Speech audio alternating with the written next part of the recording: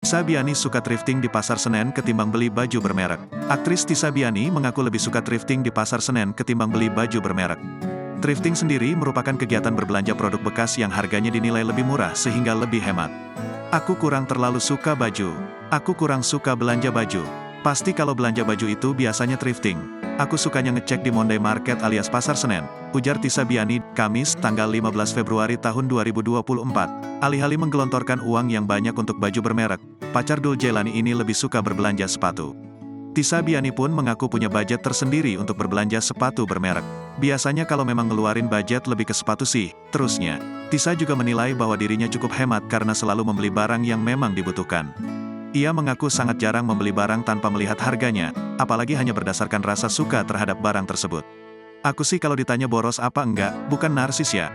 Jujur kalau beli barang atau apa aku pasti lebih mikir ini penting enggak buat aku ke depannya, dan aku lagi butuh barang itu apa enggak, tuturnya. Jadi sebenarnya aku beli barang pasti yang prioritas aja gitu, yang pengen aku beli, ya aku beli, jelas Tisa.